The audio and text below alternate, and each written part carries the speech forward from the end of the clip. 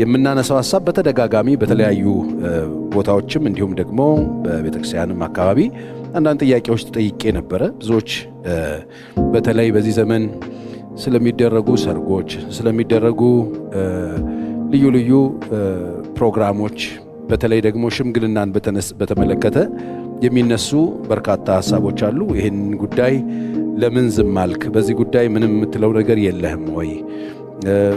ሽምግልናም እንዲሁም ደግሞ የተለያዩ ከሰርግ በፊት ያሉ እንቅስቃሴዎች፣ ሰርጎች፣ ሽምግልናዎች፣ የተለያዩ ልደቶች፣ የምናደርጋቸው ሴሪሞኒዎች በተለይ ደግሞ ከተለያዩ ቦታዎች የመጡና ሀገር በቀል ያልሆኑ የኛ ያልሆኑ ከቅርብ ጊዜ ወደዚህ ወደ ቤተክርስቲያንም እየገቡ ያሉ ቅዱሳን አካባቢ በጣም በስፋት የሚታየው ብዙ ነገሮች አሉ። ከነዛ ብዙ ነገሮች መካከል አንዱ ሽምግልና ነው።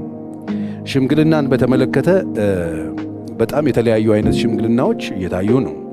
እኔ በጣም ሰርፕራይዝ እየሆንኩባቸው ያሉ ሽምግልናዎች እየታዩ ነው። ኢትዮጵያ ውስጥ እስከማይመስል ድረስ ሽምግልና በ200 ሰው በ300 ሰው ሽምግልና በ100 ሰው ሽምግልና እንደገና በብዙ ሴቶች ብቻ ሽምግልና ብቻ በጣም ዘግናኝ አይነት ሽምግልናዎች እየታዩ ነው። እነዚህ ሽምግልናዎች ከየት ነው የመጡት? እንዴት ነው የመጡት? ለምንድን ነው የመጡት? ማን የፈጠራቸው? ወዴት ነው እየተሄደ ያለው የሚለው ነገር በጣም ያሳስበኛል። እንደ አንድ ኢትዮጵያዊ ክርስቲያን ሰው፣ ምድር ላይ እንደሚኖር ሰው፣ ሀገር እንዳለው ሰው፣ ሀገሩን እንደሚወድ ሰው፣ ክርስቶስን እንደሚያውቅ ሰው፣ እንደ ክርስቲያን በዚህ ጉዳይ ሳስብ በጣም የሚያስጨንቁኝ ብዙ ነገሮች አሉ። ከቀን ወደ ቀን እየተበረዙ ያሉ ባህሎቻችን እየተለወጡ ነው ያሉት። እንግዲህ ብዙ ኢትዮጵያውያን እንግዲህ እድገት የሚመስለን ወደ ጎን ነው። በተለይ ወደ ነጮች ስናድግ በጣም ያደግን ነው ይመስለን። እኛ ጋር ያለው ነገር በሙሉ ፌክ ነው ይመስለን። እዛ ጋር ያለው ብቻ እውነት የሚመስለን፣ እነሱ የተለዩ እኛ ደግሞ በቃ ምንም ያልሆንን የሚመስለን በርካታ ሰዎች አለን።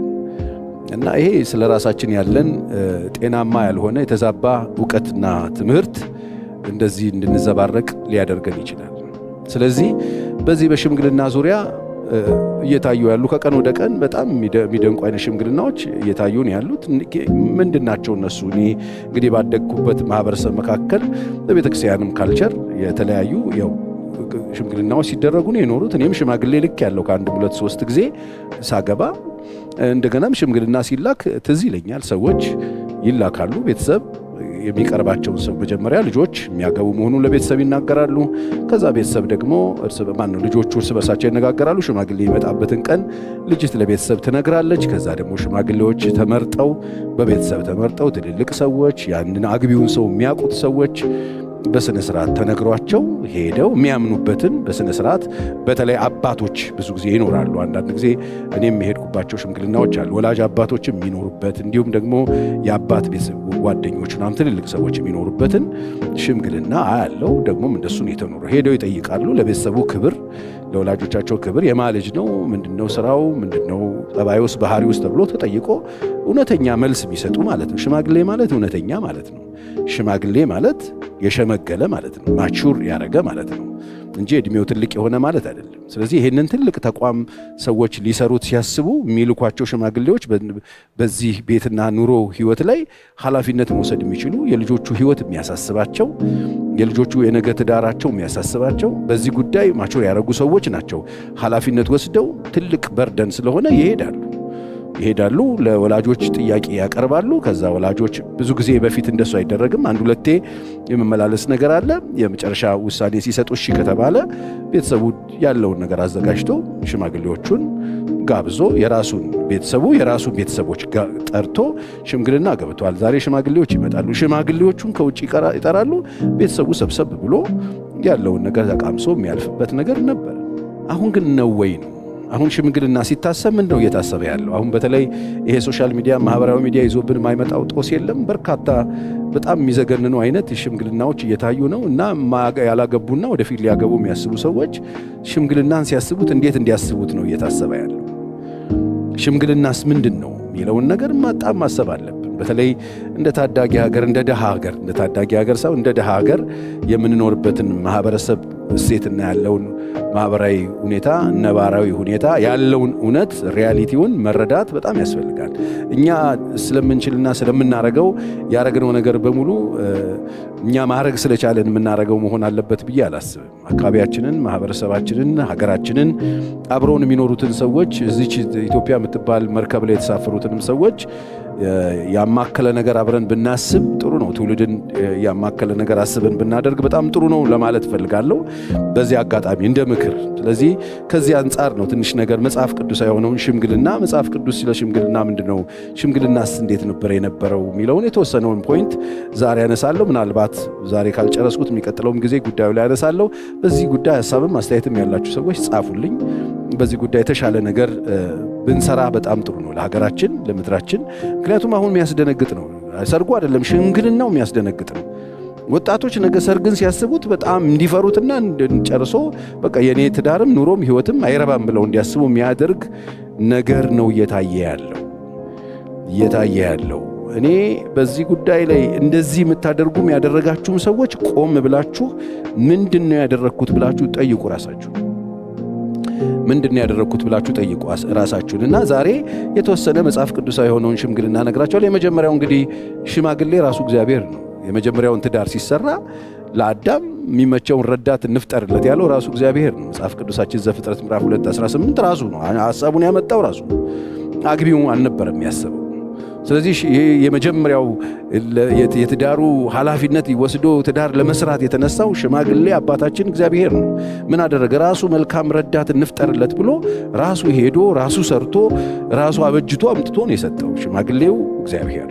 እንግዲህ ምናልባት ይሄ ቃል እንዳይከብዳችሁ እግዚአብሔር አባታችን ስለሆነ የመጀመሪያው ሐሳብ እሱ ስለነበረ ይሄንን ያደርጋል። የምትመቸውን ረዳት እንፍጠርለት ብሎ ዘፍጥረት 2:22 ላይ ስታሉ አስተኝቶት ሰርቶ ወስዶ ከጎኑ አጥንቶ ወስዶ ሰርቶ ሴት አድርጎ አምጥቶ ሰጥቶ ትዳር ሲሰራ ታያላችሁ። ከዛ ያን ትዳር ሲሰራው ሰሪው የመጀመሪያው እንግዲህ ለዛ ትዳር ሐሳቢ ነኝ የትዳር ኃላፊነት ወስዳለሁ ብሎ የጀመረው እግዚአብሔር እንግዲህ እስከ መጨረሻ ድረስ ለዛ ቤት ሚስቱን ካመጣለት በኋላ ባልና ሚስቶቹ እንዴት እንደሚኖሩ አስፈላጊውን የሆነ የትዳሩን መርሆች አስቀምጦለት ትዳሩ እንዴት እንደሚመራ ነግሮ አስቀምጦ ለቀቀው። ይሄ እግዚአብሔር እንግዲህ ይሄንን ቤት እንግዲህ የሰራው እግዚአብሔር እነዛ ሰዎች ሲፎርሹ ሲወድቁ ቤታቸው ሲበላሽ የሰራው እግዚአብሔር አልተዋቸው። ኃላፊነት ወስዶ ለነሱ በውድቀታቸውም ጊዜ ከነሱ ጋር ነበረ። በወደቁ ጊዜ ያን ቅጠል ባገለደሙ ጊዜ ያን ቅጠል አስወልቆ ቆዳ ያለበሳቸው እሱ ነበረ። እንግዲህ ከወደቁ በኋላ የራሳቸው ጉዳይ አላለም እግዚአብሔር። እነዚህ የወደቁትን ሰዎች ለማንሳት የሄደበትን ርቀት እዚህ ውስጥ ዛሬ አልገባም። የሄደበትን ርቀት በኪዳን ሲወድቁበት የፈጠራቸው የሰራው ቤት ሲወድቅበት ያን ቤት ለማዳን ኪዳን ለመስራት ነው አብርሃም ከሄደው። ከዛ ደግሞ ለማንሳት ነው ክርስቶስን የላከው። እግዚአብሔር በጣም ነው የሚወደው። እንግዲህ የመጀመሪያው የትዳር ኃላፊነት ወስዳለሁ ብሎ ያንን ትዳር የሰራው እግዚአብሔር ይሄ ነው። ከመጀመሪያው ዘፍጥረት ምዕራፍ 2 ላይ የምናየው ይሄንን ነው። ከምዕራፍ 1 ጀምሮ እግዚአብሔር ሲፈጥር የመፍጠር ስርዓት ውስጥ ይሄንን እናያለን። ከዛ እዛው ዘፍጥረት ላይ ነው እንግዲህ ሽምግልና ሌላ ከዛ በፊት አታዩ። የሄደው እና አብርሃም ቤት ነው ሽምግልና የምታዩት። አብርሃም አረጀ ይላል መጽሐፍ ቅዱስ ዘፍጥረት ምዕራፍ 24 ላንብብላችሁ እሱን። አብርሃም ሸመገለ በዘመኑም አረጀ። እግዚአብሔርንም አብርሃምን በሥራ ሁሉ ባረከው። አብርሃምም ሎሌውን የቤቱን ሽማግሌ የከብቱን ሁሉ አዛዥ አለው፣ እጅህን ከጭኔ በታች አድርግ፣ እኔም አብሬ ከምኖራቸው ከከናን ሴቶች ልጆች ልጄ ሚስት እንዳትወስድለት በሰማይና በምድር አምላክ በእግዚአብሔር አምልሃለሁ። ነገር ግን ወደ አገሬ ወደ ተወላጆቼ ትሄዳለህ፣ ለልጄ ለይስሐቅም ሚስት ትወስድለታለህ። ሎሌውም ሴቲቱ ምናልባት ወደዚህ አገር ከኔ ጋር ለመምጣት እምቢ ያለች እንደሆነስ ልጅህ ወደ መጣበት አገር ልመልሰውን አለው። ሽማግሌው አብርሃምም አለው፣ ልጄን ወደዚህ እንዳትመልስ ተጠንቀቅ። ከአባቴ ቤት ከተወለድኩባት ምድር ያወጣኝ ይህችን ምድር እሰጥሃለሁ ብሎ የነገረኝ የማለልኝ የሰማይ አምላክ እግዚአብሔር እርሱ መልአኩን በፊት ይሰዳል። ሽምግልናው እንዴት እንደሚቀናጅ እኔ ነኝ የማውቀው። ይሰዳል መላእክቱን። ከዚያም ለልጄ ሚስት ትወስዳለህ፣ ሴቲቱም ካንተ ጋራ ለመምጣት እምቢ ያለች እንደሆነ ከዚህ ካቀረብኩልህ መሐላ ንጹሕ ነህ፣ ልጄን ወደዚህ ምድር አትመልሰው። ሎሌውም ከጌታው ከአብርሃም ጭን በታች እጁን አደረገ፣ ለዚህም ነገር ማለለት ይላል። ይኸውላችሁ ሽምግልና በአባት ነው የተደረገ። የመጀመሪያው ሽምግልና አባት ነው የመረጠው።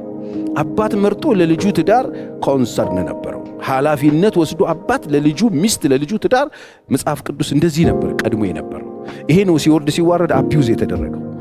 ይሄ ነው ሲወርድ ሲዋረድ የተበለሻሸው። አባት ነበር ለልጁ ትዳር ያስብ የነበረው። ከዛ ኃላፊነት የሚወስድን ሽማግሌ ጠርቶ ቤት ውስጥ የሚያውቀውን ሽማግሌ ሂድና እዚህ ቦታ ላይ ጠይቅ፣ እዚህ ቦታ ላይ ለልጄ ሚስት አምጣለት ብሎ ላከው ይላል መጽሐፍ። ታዲያ ይህንን የተላከ ኤሌዘርን ታስታውሳላችሁ? መልአኩን ከፊት ይሰዳል ተብሎ የወጣው ኤሌዘር ሄደ ይላል። ሽማግሌዎች ምንድን ነበር የሚያደርጉት? እንግዲህ አንድ ሰውዬ ሊሆን ይችላል። ሽምግልና እንዳልኳችሁ የቁጥር መብዛት፣ የዘመን ቁጥር፣ የዕድሜ ጉዳይ ሳይሆን ኃላፊነት የመረከብና በዚህ ጉዳይ ላይ ኃላፊነት መቀበልን የሚጠይቅ ሽማግሌ ተደርጎ አምሎት አባትየው ይሄንን ሥራ እንዲሰራለት ለልጁ ሚስት እንዲያመጣለት የተላከው ሰው ምንድነው ያደረገው? እንግዲህ ዛሬ ልናደርገው የሚገባ ነገር፣ ዛሬ በሽምግልና የምንላክ ሰዎች፣ የምንሄድ ሰዎች ዝም ብለን የማናቀውን ቦታ በማያገባን ጉዳይ ምንም በማንረዳው ነገር ላይ ዝም ብለን እየሄድን የሰዎችን ሕይወት የሚያበላሽ ነገር መስራት የለብንም። ይሄ ሽማግሌ ስትመለከቱት እንግዲህ መጽሐፍ ቅዱስ የሚያስተምር ይሄ ሽማግሌ ምን ያደረገ? ጸለየ ይላል። አይገርማችሁ? ሽማግሌዎች ይጸልያሉ፣ ለሚያደርጉት ነገር ይጸልያሉ። ምን ብሎ ጸለየ? ቁጥር 12 እንዲህም አለ፣ የጌታዬ አብርሃም አምላክ እግዚአብሔር ሆይ እለምንሃለሁ፣ መንገዴን ዛሬ በፊት ያቅናልኝ፣ ለጌታዬም ለአብርሃም ምሕረት አድርግ፣ እንደው ባክህን እግዚአብሔር ሆይ። ይጸልያል። ሽማግሌ የሚሄድበት ቦታ ከመሄዱ በፊት ይጸልያል። ስለዚህ ሽምግልና የሚሄዱ ሰዎች ከመሄዳቸው በፊት መጸለይ ያለባቸው ነው ማለት ነው። እንግዲህ ከየትም አልመጣም። አብዛኛዎቹ ነገሮች ፒክ ያደረግነው ከመጽሐፍ ቅዱስ ስለሆነ ብዙዎቻችን እንደሱ አይነት ነገር ስለማናውቅ ከየት እንዳመጣ ነው ስለማናቅ የኛ ስለሚመስለን ከመጽሐፍ ቅዱስ የወሰድነው። ሽማግሌው ጸለየ። ከዛስ ከጸለየ በኋላ ማረጋገጫን ጠየቀ።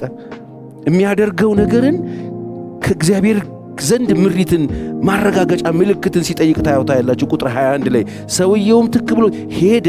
በሄደ ጊዜ ሄዶ በደረሰ ጊዜ የሚሄድበት ቦታ ላይ እዛ ከተማ ውሃው ምንጩ አካባቢ ሲደርስ እግዚአብሔር አምላክ ይህንን ጉዳይ እንደው እንዴት ነው የምታደርግልኝ፣ እንደው መንገዴን አቅናልኝ ብሎ ከጸለየ በኋላ ሄደና ምን ብሎ ጸለየ? ሲጸልይ እግዚአብሔር ሆይ አሁን እኔ ሄጄ ውሃ አጠጭኝ እምላት ደግሞ አንተም ጠጣ ግመሎችም ይጠጡኝ የምትለኝ ሴት እሷ የጌታዬ ባሪያ ሚስት ትሁን ብሎ ጸለየ። ምልክቱን ተመልኩ። ሲሪየስ ጸሎት ነው የጸለየው ኤሌዘር፣ ሽማግሌው ኤሌዘር። ለራሱ ትዳር አይደለም እየሄደ ያለው፣ ተልኮ ነው።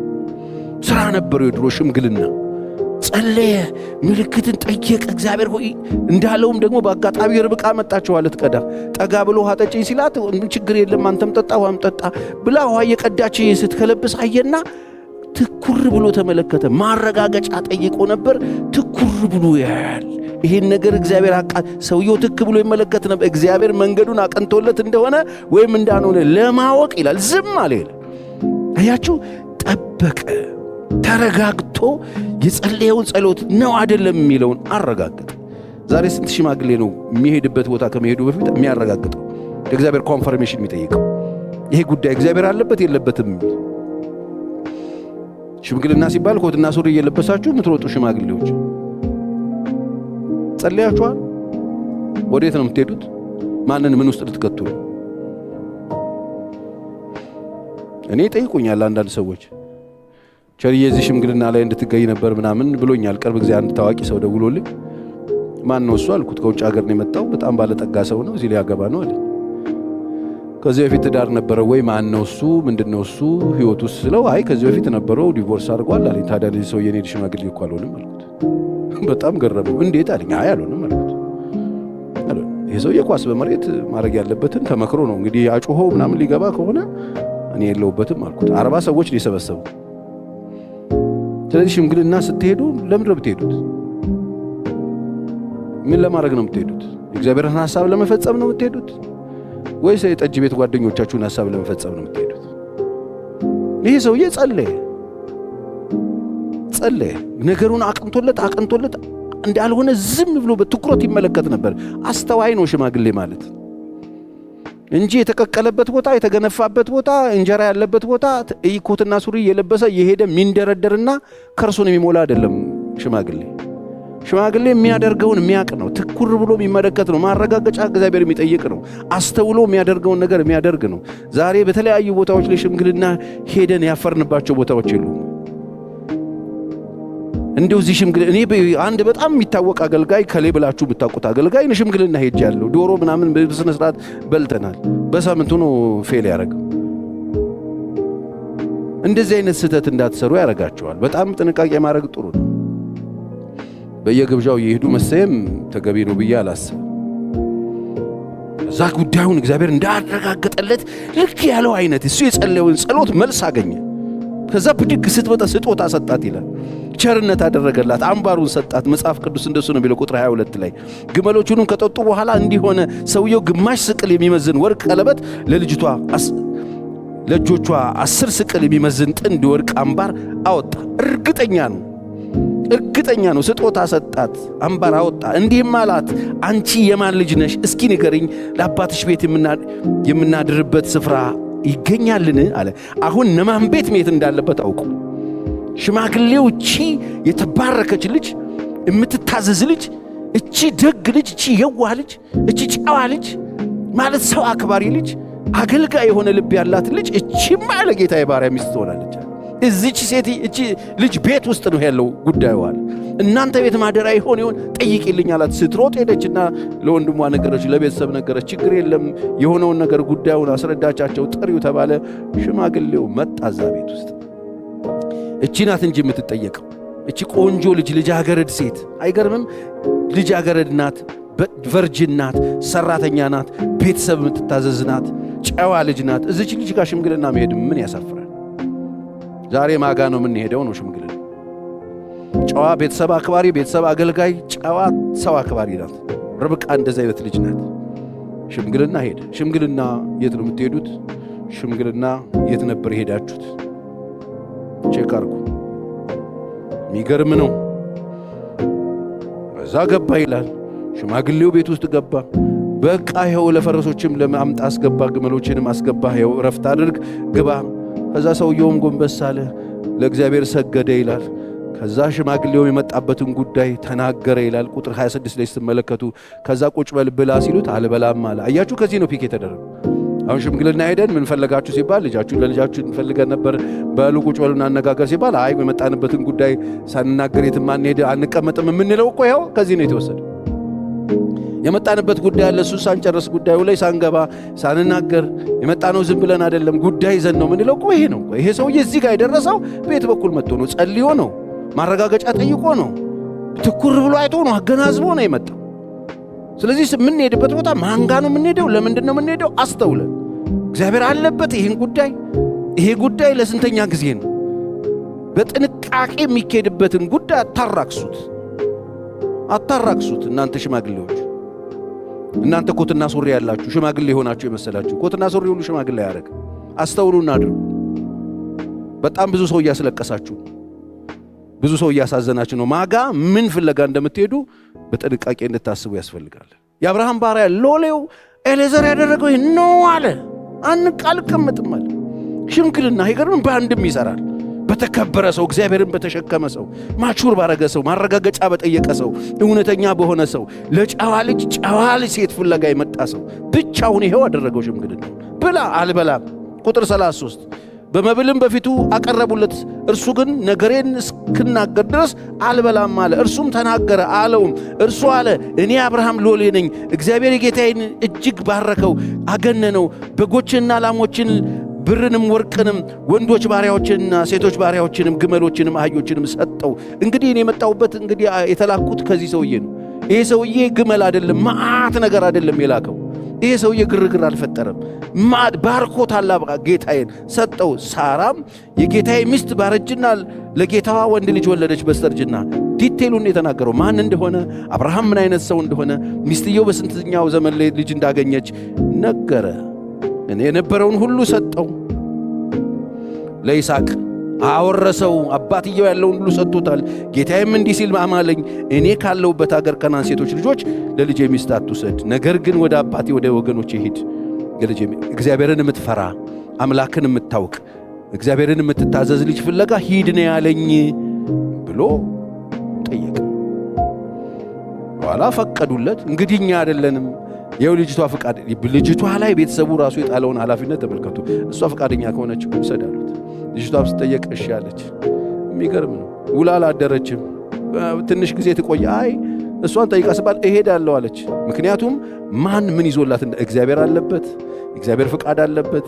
ሰውየው ጸልየዋል፣ አስተዋይ ነው፣ ነገሩን በትኩረት ተመልክቷል። ሄዶ ግጥምጥም አለ። ፋሚሊውም ጋር ቅሬታ አልፈጠረም፣ ልጅቷም ጋር ቅሬታ አልፈጠረም፣ ሽምግልናውም ጋር ቅሬታ አልፈጠረም። ይሄ ኤሌዘር ወይም የአብርሃም ቤቱ አገልጋይ ሽማግሌ ሆኖ የሰራው ትዳር።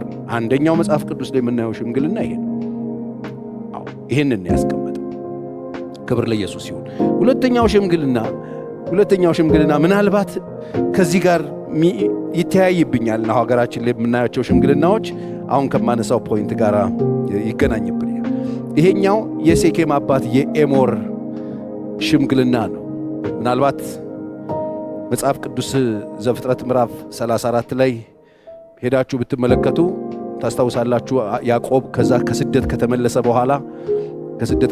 በኋላ እግዚአብሔር ወደ ሴኬም ነው የሄደው። ሴኬም ነበር የተቀመጠው።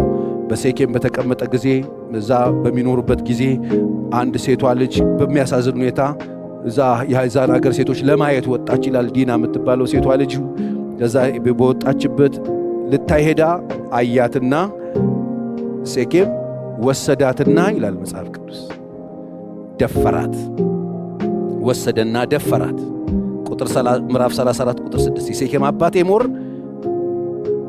ይሄንን በሰማ ጊዜ ሴቲቱን ከተደፈረች በኋላ ሴቲቱን ከወሰዳት በኋላ የሚያደርገውን ካደረገ በኋላ ሽምግልና ተላከ። ሽምግልና የሴኬም አባት ኤሞር ሽምግልና ሄደ። ሁለተኛው ሽምግልና ይሄ ነው። ነገር ካለቀ በኋላ ከተፈጸመ በኋላ ከገቡ በኋላ ከተነወሩ በኋላ የሚደረግ ሽምግልና ነው። ይሄ ሽምግልና አደገኛ ሽምግልና ነው። ይሄ ሽምግልና ቶክሲክ ነው። እዚህ ሽምግልና ውስጥ በጣም ብዙ ነገር ነው ያለው። እዚህ ብዙ ሽምግልና ውስጥ ያለ ይመስለኛል አብዛኛው እኔ የማያቸው ሽምግልናዎች። ምዕራፍ 34 ቁጥር 6 የሴኬም አባት ኤሞር ይነግረው ዘንድ ወደ ያዕቆብ መጣ። ምኑን? ልጄ ሴኬም በልጃችሁ ፍቅር ተነድፏል። በልጃችሁ ፍቅር የተነደፈ ልጅ አለኝ። ሴኬም በእናንተ ልጅ ፍቅር ተነድፎብኛል። ስለዚህ ልጅህን ለልጄ ስጠኝ አለው። በፍቅር አይደለም የተነደፈው። ኦልሬዲ አስነውሯታል። ኦልሬዲ ደፍሯታል። ቁጥር 8 እስከ 10 ኤሞርም እንዲህ ብሎ ነገራቸው። ልጄ ሴኬም በልጃችሁ ፍቅር ልቡ ተነድፏል። ሚስት እንድትሆነው ባካችሁ እርሷን ስጡን፣ ጋብቾችም ሁነን ሴቶች ልጆቻችንን ስጡን። እናንተም የእኛን ሴቶች ልጆች ውሰዱ፣ ከእኛም ጋር ተቀመጡ። ምድሪቱም በፊታችን ናት፣ ኑሩባት፣ ነግዱባት፣ ግዟትም ብሎ ጠየቀው። ከዛስ የጠየቀኝን ሁሉ እሰጣለሁ አለ። ካረዱ ከበሉ ከጠጡ በኋላ ነገር ከተፈጸመ በኋላ ዲናን ከደፈረ በኋላ ያለ ፈቃዷ ከወሰዳት በኋላ ያለ ፕሮግራሟ ከደፈራት በኋላ ሬፕ ካደረጋት በኋላ ካስነወራት በኋላ ሽምግልና ላክ። ሴኬም አባቱን ኤሞር ላክ። ሲልክ የተጠየቁት ቤተሰቦች የጠየቃችሁን ሁሉ ሰጣለሁ ነው ያለ። ኦልሬዲ ወስደዋታል። ምኑን ነው የሚጠይቁት? ኦልሬዲ ያስነውረዋታል። ምኑን ነው ፈቃድ የሚጠይቁት? ዛሬ በጣም ብዙ ነገር ካደረጉ በኋላ ከጨረሱ በኋላ ሽማግሌ ምናምን የሚሉ የሚጫወቱ ሰዎች አሉ። አንዳንዶች አብረው እየኖሩ አብረው ወልደው ምን ብለው ማት ነገር የሚያደርጉበት ሀገር ላይ ነው ያለን። ይሄኛውም ሽምግልና አለ መጽሐፍ ቅዱስ ውስጥ። ከነውር በኋላ የሚፈጸም ሽምግልና ማለት ያለ ፍቃድ ከተነወሩ በኋላ ያለ ፍቃድ ነገሮች ከተፈጸሙ በኋላ የሚደረግ ሽምግልና። የጠየቃችሁኝን ሁሉ እሰጣለሁ አለ። ቁጥር 11 የሴኬም አባቷን ወንድሞቿም እንዲህ አለ። የሴኬም አባቷንና ወንድሞቿን እንዲህ አለ፣ በፊታችሁ ሞገስ አገኝ የምትሉኝን እሰጣለሁ። አያችሁ፣ እሰጣችኋለሁ፣ የምትፈልጉትን እሰጣለሁ። ብዙ ማጫ እጅ መንሻም አምጣ በሉኝ፣ በነገራችሁኝ መጠን እሰጣለሁ። ይህችን ብላቴና ግን አጋቡኝ። አያችሁ፣ ነውር ሲኖር በጣም ብዙ ማስመሰል አለ። እሰጣለሁ፣ የጠየቃችሁኝን ሁሉ አደርጋለሁ፣ ማደረግ ያለበትን ግርግር እፈጥራለሁ፣ ነገሩን በጣም አሪፍ አደርገዋለሁ፣ እሰጣችኋለሁ፣ ብዙ ማጫ እጅ መንሻን አመጣለሁ፣ ብዙ እጅ መንሻ፣ ብዙ ስጦታ፣ ብዙ ነገር አደርጋለሁ፣ እኔ ይህንን ብቻ አድርጉልኝ፣ ስጡኝ አለ። አያችሁ፣ ነውር ያለባቸው ሽምግልናዎች ብዙ ግርግር አላቸው ማለት ነው። ድፍረት ሲኖር ዋጋ ያለውን ነገር ትተን ዋጋ በሌለው ነገር ጉዳይ ላይ እንደክማለን። ይህን ሲያደርግ ሰውየው በነውር ያደረገውን ሽምግልና ቤት ውስጥ ያሉት ወንድሞቿ ሌዊና ስምዖን ጉዳዩን በትኩረት እያዩት ነበር። እንዲህ አይደረግም አሉ። በውስጣቸው ቂም ይዘዋል። እነሱ የጠየቁት ጥያቄ ሊመለስ ነው። መለሱላቸው። ችግር የለም እንመልስላችኋለን። የዲና ወንድሞች በተንኮል መለሱ ይላል። ችግር የለውም እንሰጣችኋለን፣ ግን የምታደርጉትን ነገር ልንገራችኋል ሲባል እናንተም ወንዶቻችሁም ሁሉ ተገረዙአል። መጽሐፍ ቅዱስ ሕግም ስላላቸው እነሱ የተገረዘ ካልተገረዘ ጋር የማይጋባበት ስለሆነ ነውር ስለተፈጸመባቸው የሚገርም ሁኔታ ሰዎቹን በሙሉ በዚያ ሀገር የሚኖሩትን ሰዎች በሙሉ በሴኬም ያሉት ወንዶች እንዲገረዙ አደረጉ። አስገርዘዋቸው በሶስተኛ አስቡ፣ ቁስላቸው ሳይደርቅ ከተማው ላይ ያሉት ወንዶች በሙሉ ተገርዘው ከነቁስላቸው ቁጭ ባሉበት በሌሊት ገብተው ከተማይቱን አጠፏት ይላል መጽሐፍ። አጠፏት፣ አቃጠሏት ይላል። አያችሁ፣ ቂም ያለበት ነውር ያለበት ሽምግልና። ለዚህ ነው በግፍ የሚደረጉ ሽምግልናዎች ጥንቃቄ ያስፈልጋቸዋል። ነገሮች ካደረግን በኋላ የምናደርጋቸው ሽምግልናዎች ውስጣቸው ቁርሾ ይኖራቸዋል። ስለዚህ ነገሮችን ካደረግኩ በኋላ ሽምግልና ልካል። በፊት በኢትዮጵያ ምድር ላይ ነበሩ። በየገጠሩ የኢትዮጵያ ክፍል ሰዎችን ጠልፈው ወስደው ከዛ በኋላ ተፈለጋችሁ ሰዱ አይነት ነገር ነበረ ከደፈሩ በኋላ። ይሄ አሁን በኢትዮጵያ ሕግ ወንጀል ነው፣ አይደረግም። እንደዛ ማለት ነው። እነ ሴኬም ያደረጉት ይሄንን ነው። መጽሐፍ ቅዱስ ሄዳችሁ ስትመለከቱ ጤናማ ባልሆነው የሽምግልና መጨረሻ ይሄ ሽምግልና ሞት፣ እልቂት፣ ጦርነት፣ መፍረስን ይዞባቸው መጣ። የቱንም ያክል ስጦታ ይዘህ ብትመጣ የማትተርፍበት ቂምን የማትወጣው አደጋ ሊያመጣ የሚችል ችግር እንዳለ በዚህ ሽምግልና እናያለን። ሰውየው ሽምግልና ልኳል። እሰጣቸዋለሁ የፈለጋችሁትን ይላል። እነሱ ክብር የሚሉትን ንጽህናቸውን፣ እነሱ ክብር የሚሉትን ያንን ማንነታቸውን አስነውሮ እሱ ክብር የሚለውን ገንዘብ፣ እሱ ክብር የሚለውን ማጫ፣ እሱ ክብር የሚለውን ስጦታ ሰጣቸዋለሁ ይላቸዋል። እነሱ ቫልዩ የሚያደርጉትን ነገር አራክሱ። ይህም ሽምግልና ነው ወገኖቼ። ስለዚህ በማስተዋል እንድናየው ያስፈልጋል። ይህን ጥቅስ ላንብብላችሁና እጨርሳለሁ።